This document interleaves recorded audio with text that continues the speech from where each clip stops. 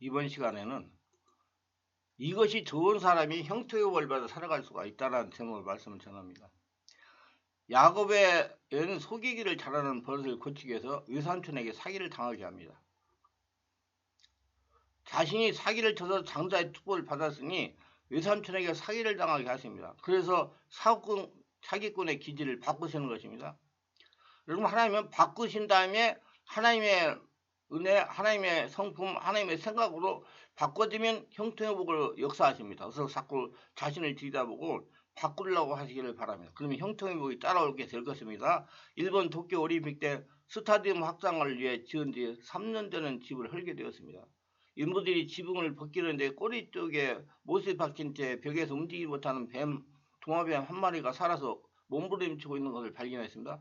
3년 동안 도마뱀이 못 박힌 벽에서 움직이지 못했는데 죽지 않고 살아있다는 것은 참으로 신기한 일이었습니다. 사람들은 원인을 알기 위해 철거 공사를 중단하고 사흘 동안 도마뱀을 지켜보았습니다. 그래서 하루에도 한 번씩, 몇 번씩 다른 도마뱀 한 마리가 먹이를 물어다 주는 것이었습니다. 이 두 도마뱀은 어떤 사이였을까요? 물론 우리도 알 수 없습니다. 부모와 새끼의 관계일 수도 있고 서로 사랑하는 사이일 수도 있고 그저 한 곳에 모여 살던 동료일 수도 있는 것입니다. 도마뱀 원래 사람의 손에 꼬리에 잡히면 그 꼬리를 잘라버리고 도망을 치는 파충류인데 아마 꼬리를 잘라버릴 수도 있는 상황도 못 되었던 게 분명합니다. 죽을래야 죽을 수도 없는 상황이었을 것입니다. 그러나 참으로 훌륭한 것은 바로 곁에 있던 도마뱀입니다. 사랑하는 도마뱀이 받은 고통을 바라보면서 그 도마뱀을 살려보려고 몸부림치다 실망할 때 어디론가 가서 먹을 것을 물어왔습니다.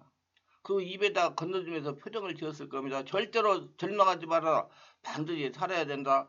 말은 할 수 없었지만 어떤 눈짓, 어떤 표정을 지었을 것입니다. 못 박힌 도마뱀은 어쩌면 고통과 절망 속에서 처음엔 먹을 것을 거부하면서 팽개쳐버릴지도 모릅니다. 그러나 다시 또 어딘가에 가서 먹을 것을 구해다 입에 넣어주는 그 도마뱀을 보면서 너를 버릴 수 없다는 그 표정, 나만 살기 위해 내 곁을 떠날 수 없다는 그 몸짓, 그걸 믿으면서 운명과 생애의 욕구를 받아들이면서 가슴이 저렸을 것입니다. 이렇게 하루에도 몇 번씩 위험을 무릅쓰고 먹을 걸 구해다 주면서 함께 살아온 3년 그 도마뱀은 다시 못을 박았던 사람들에 의해 자유몸이 될 수 있었던 것입니다. 어두운 지붕 밑에서 그 도마뱀과 함께 사랑하고 함께 고통을 나누고 고통 속에서 서로 안고 짐이 들곤 하였을 것입니다. 우리는 사랑의 열정을 포기하지 않는 사랑을 배우게 됩니다. 무엇이 그 도마뱀을 움직였을까요? 그것은 사랑입니다. 사랑의 힘입니다. 생각이 열쇠입니다. 어떤 방향으로 생각하느냐에 따라 우리의 미래가 달라지는 것입니다. 형통을 생각하면 형통이 찾아오게 되는 것입니다. 여러분, 저는 그 얘기를 많이 합니다. 자꾸 안 된다고 생각하면 그렇지 안 됩니다. 저에게는 여러 가지 고통이 많이 당하고 성불치의 질병으로 고통당하는 분이 많이 찾아옵니다. 그러면 목사님, 제가 과연 이 치유가 될까요? 이렇게 하다가 죽는 거 아닐까요? 그러면 그렇게 나약한 얘기를 하십니까?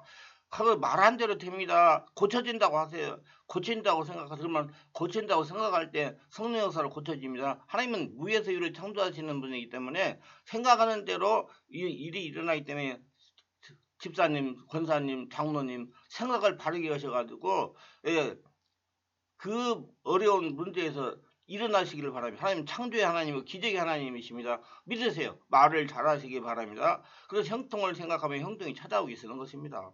승리를 생각하면 승리가 찾아오게 되어 있습니다. 이것이 믿음입니다. 형통하는 믿음을 가져야 됩니다. 예수님은 여러 번 말씀하셨습니다. 내 믿음대로 될지어다. 믿음은 바라는 것입니다. 이 말씀은 곧 우리가 바라는 대로 된다는 걸 의미합니다. 하나님이 나의 주인이시기 때문에 하나님이 하시기 때문에 된다. 그 믿음이란 말입니다. 여러분, 예수 믿고 죽고 예수로 태어나고 예수님의 인생을 살게 여러분 없어요. 이제 예수님이 주인입니다. 그렇게 여러분 앞에 있는 문제는 전부 예수님의 문제이기 때문에 예수님이 하시기 때문에 됩니다. 그 믿음을 가지시고 성령의 감동을 받고 전진하시고 선포하시고 긍정적인 말을 해서 형통의 복을 다 받으시길 바랍니다. 매사에 부정적으로 생각하고 불가능하다고 생각하고 할 수 없다고 생각하는 사고의 습관부터 고쳐야 됩니다. 형통하는 사람의 사고 습관은 항상 형통하는 생각을 하고 있다는 것입니다. 실패하는 사람들의 이유는 다양하지만 형통하는 사람들의 공통적인 습관 중 하나는 형통을 소원했다는 것입니다. 오늘 야곱은 어떤 습관이 있었을까요? 야곱은 하나님의 감동으로 떠나야 할 때를 알았습니다. 야곱은 외삼촌 라반의 집에 14년을 살아야 했습니다. 그동안 4명의 아내를 통해서 11명의 아들과 1명의 딸을 낳았습니다. 그 세월 동안 야곱이 받았던 고통과 외로움을 누가 알겠습니까? 그를 위로해 줄 사람은 아무도 없었습니다. 결국 야곱은 고향으로 돌아가야겠다고 결심을 합니다. 그러나 아버지의 집에는 자기가 배신했던 형이 있었기 때문에 안락한 곳이 될 수가 없었습니다. 그럼에도 불구하고 야곱은 집으로 돌아가기로 결심했습니다. 떠남과 비움의 인간을 성숙하게 만듭니다. 떠남을 통하여 새로운 만남을 경험하게 합니다. 새로운 세계로 정착을 시도하게 됩니다. 비움을 통해서 새로운 것을 채우게 되는 축복을 누리게 되는 것입니다. 여러분, 옛사람을 떠나야 예수님으로 채워집니다. 이것이 인생의 역설이요, 복음의 신비입니다. 근데 나반이 만류하자 야곱은 나반의 집에서 더 머물렀습니다. 그러나 떠날 때 떠나지 못하면 고통이 따릅니다. 노예가 됩니다. 하지만 그가 떠나야 할 때 떠나지 못하고 머물 때조차도 하나님이 아무런 조건과 이유 없이 야곱에게 복을 주시는 놀라운 일이 생깁니다. 그래서 하나님은 길이 참으시는 하나님이세요. 이럴 때에도 야곱은 하나님의 오묘하고 놀라운 사랑의 섭리를 다 깨닫지 못합니다. 창세기 31장에서 우리는 야곱의 물질적인 축복을 받은 후에 이제 외삼촌 라반의 집을 떠나는 모습을 보게 됩니다. 빈손으로 왔다가 엄청난 축복을 하고 떠나려고 하는 것입니다. 야곱은 라반의 집에 사는 동안에 하나님의 도우심을 경험했습니다. 영적인 축복을 누렸습니다. 인간적인 축복도 누렸습니다. 많은 물질적인 축복도 받았습니다. 그런데 하나님께서 복을 주셔서 야곱에게 재산이 불려나면서부터 문제가 발생하기 시작합니다. 돈이 많아지기 시작하면 아울러 적도 생기기 바랍니다. 오늘 1절을 보겠습니다. 야곱의 라반의 아들들이 하는 말을 들은즉 야곱이 우리 아버지의 소유를 다 빼앗고 우리 아버지의 소유로 말미암아 이 모든 재물을 모았다 하는지라. 창세기 31장 1절입니다. 야곱은 자기를 비난하는 소문을 듣게 됩니다. 소문의 출처는 라반의 아들들이었습니다. 배신하는 사람과 자신을 욕하는 사람은 주변에 있는 사람입니다. 여러분, 그 주변 사람들과 잘 지내야 돼요. 항상 주변 사람들 통해서 하나님의 축복도 오고 고난도 찾아오는 것입니다. 이들이 야곱을 향한 비난은 이 두 가지이며 그것은 진실이 아닙니다. 야곱의 양들을 건강하고 번식을 잘하는 반면 라반의 양들은 그렇지 못하니까 라반의 아들들이 질투가 나고 화가 났습니다. 그래서 그들은 야곱이 부자가 된 것은 우리 아버지의 소유를 다 빼앗았기 때문이라고 말하며 사실과 다른 해석을 합니다. 라반의 아들들은 오해하고 있었습니다. 인생에서 가장 중요한 것은 보는 시각입니다. 어떻게 보느냐에 따라서 인생이 달라집니다. 자기 아버지 라반이 복을 받은 것은 야곱 때문입니다. 하나님이 야곱 때문에 그 가정에 복을 주셨는데 어려웠을 때 생각을 하지 않고 우리의 축복의 원천인 야곱을 욕하고 있습니다. 이 말들은 야곱은 참으로 억울했습니다. 근데 야곱의 훌륭한 점은 사람들 앞에서 오해를 풀려고 하지 않았다는 것입니다. 할렐루야. 그래서 우르나 자루나 치우치지 않았다는 거예요. 오직 하나님만 바라봤다는 겁니다. 오늘 31장 2절을 말씀 보세요. 야곱이 라반의 안색을 본 적 자기에게 대하여 전과 같지 아니하더라. 이제 야곱이 20년 동안 객지 생활을 성산하고 레아와 라헬과 많은 자녀와 함께 아버지 이삭의 집으로 돌아가려고 합니다. 그런데 재미있는 것은 야곱이 부자가 되자 라반의 안색이 변하기 시작했습니다. 야곱에 대하는 라반의 태도가 달라지고 말에는 가시가 돋았습니다. 야곱은 이런 소문을 퍼뜨리는 것은 라반의 아들들이 철이 없기 때문이라고 생각했을 것입니다. 그러나 막상 알고 보니 그 소문의 진원지는 라반 외삼촌이었다는 것입니다. 그래서 야곱은 더 상처를 받습니다. 하나님의 사람이 훈련해야 할 것은 민감성의 훈련입니다. 켄 가이어는 영혼의 창에서 싫은 훈련 중에서도 가장 훌륭한 훈련은 감수성의 훈련이다. 우리는 눈에 보이는 것 이상으로 보는 것과 귀에 들리는 것 이상으로 듣는 법을 배워야 된다고 그랬습니다. 여러분, 그러니까 죽었다 다시 살아야 돼. 성령으로 충만 받아야 이게 모든 게 이루어지는 것입니다. 켄가의 말처럼 우리가 영적으로 훈련하고 개발해야 할 것은 영적 민감성입니다. 자기 없어져야 민감성이 개발되는 거예요. 여러분, 민감성은 굉장히 중요한 겁니다. 영적 민감성은요. 그는 영혼의 창을 통해 보라고 말합니다.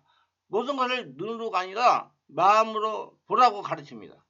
이게 내 안이 중요한 것입니다. 아니 하늘나라가 돼야 되는 거예요. 우리는 하나님의 마음으로 보아야 됩니다. 하나님의 눈으로 보아야 됩니다. 그리고 하나님의 귀로 들을 수가 있어야 됩니다. 야곱은 하나님의 음성을 들을 수 있는 영적 민감성이 있었습니다. 야곱은 라반의 아들들의 반응과 라반의 안색을 통해 하나님의 음성을 듣기 시작합니다. 이에 야곱은 라반의 집을 떠날 때가 되었음을 알아차린 것입니다. 결국 야곱은 이제 떠나자라고 마음을 먹었습니다. 라반과 야곱의 관계는 사위와 장인 관계로서 사랑과 존경의 관계가 되었어야 되는데 미움과 의심의 관계가 되어버렸습니다.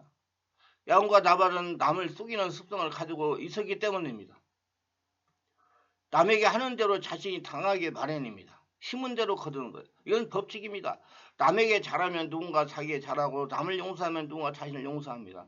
그러나 나반이나 야곱은 서로 원망하며 불량한 관계를 맺어갑니다. 겉으로는 친한 척 서로 존경하고 아끼는 척하지만 속으로는 계산적으로 서로를 이용하고 있습니다. 우리는 가끔 교회에서도 뒤돌아서서 남을 흠집내는 사람을 볼 수 있습니다. 오늘 창세기 31장 3절 말씀 보세요. 여호와께서 야곱에게 이르시되 내 조상의 땅 내 족속에 돌아가라 내가 너와 함께 있으리라 하신지라. 고향으로 돌아갈 때가 지났음에도 불구하고 야곱이 떠나지 않자 하나님께서 직접 돌아가라고 말씀하십니다. 야곱은 하나님께서 원하시지 않는 땅에 머물러 있는 것입니다. 여러분도 축복의 땅으로 빨리 돌아오십시오. 성전으로 예배당으로 은혜 충만한 삶으로 돌아오세요. 하나님 말씀 안으로 성령 인도받고 돌아오세요. 세상에 있을수록 더 많은 비극을 보게 됩니다. 사실 야곱은 믿음의 조상이 되기에는 너무나 인간적으로 문제점이 많았습니다. 그러나 우리가 보는 세상과 하나님의 관점은 다릅니다. 이런 사람도 믿음의 조상이 될 수 있다는 것입니다. 그래서 하나님께서는 야곱을 포기하지 않습니다. 이것은 마치 부모가 자기 자식을 포기하지 않는 것 같습니다. 부모는 자기 자식의 모범생이기 때문에 사랑하는 것이 아닙니다. 부모는 아기가 태중에 있을 때부터 이미 사랑하기로 결정한 것입니다. 이와 같이 하나님께서는 우리가 기도를 잘하고 주일 예배에 빠지지 않고 헌금하고 전도하고 성경으로 갔기 때문에 우리를 사랑한 것이 아닙니다. 우리는 죄인이지만 하나님께서는 하나님의 사랑받기 위해 태어난 존재로 우리를 사랑하십니다. 그래서 한 영혼을 천하보다 귀하게 여기고 사랑하십니다. 그래서 영혼을 사랑하세요. 그리고 영혼들에게 은혜를 전하세요. 그리고 하나님께서는 그 사랑을 결코 포기하지 않으십니다. 진정한 형통은 성실함이 있습니다. 하나님은 무엇을 성공이라고 하십니까? 하나님의 성공의 기준은 세상 기준과 다릅니다. 하나님의 성공의 기준은 성실에 있습니다.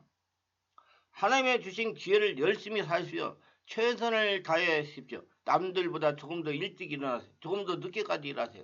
우리가 받은 월급이나 보수 성적표만 생각하고 일하면 결코 성공할 수 없어요. 저는 직장에 다니는 분들, 우리 직장에 다니는 분들에게 주인정신을 가지고 일해라. 주인정신을 가지고 일해야 그 사람이 하나님의 은혜 가운데 승리할 수가 있는 것이지, 무슨 돈 받는 것만 일한다고 생각하면 그건 절대로 성공할 수가 없다. 그렇게 자꾸자꾸 권면을 합니다. 보수 성적표만 가지고 일하면 결코 성공할 수 없어요. 이런 사람은 정말 직장에서도 정말 귀한 존재로 취급받을 수 없습니다. 이런 사람이 큰일을 하는 거 보지 못했습니다. 일 자체를 즐거워하세요. 어제가나 주인정신을 가지고 일하세요.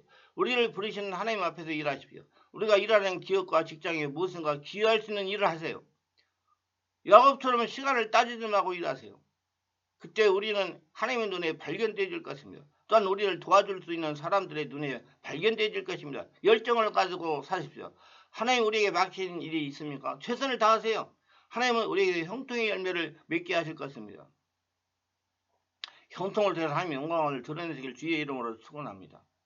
그래서 여러분 맡긴 일에 최선을 다하고 항상 주인 정신을 가지고 하나님의 음성을 듣고 순종하고 따라가는 복된 자가 다 돼서 120달 동안 건강하게 지내면서 하나님의 살아계심을 선포하고 하나님께 도구가 돼서 하나님의 축복을 날마다 거둬들이는 저와 여러분 되시기를 예수님의 이름으로 축원합니다. 기도합니다. 오늘도 저의 설교를 끝까지 들어주신 분들 축복하여 주시옵소서. 야곱과 같이 하나님과 친밀하게 지내며 형통의 복으로 살아가는 복된 자들이 다 되게 하여 주시옵소서. 특별하게 구독, 좋아요, 알림 설정 하신 분들을 기억하시고 하늘의 복으로 축복하여 주시고 야곱과 같이 항상 하나님의 영광 가운데 주인 정신을 가지고 일하는 복된 자가 되어 하나님의 뛰어서 하나님께 쓰임받는 축복의 도구들이 다 되게 하여 주시옵소서. 예수님 이름으로 기도드리나이다. 아멘.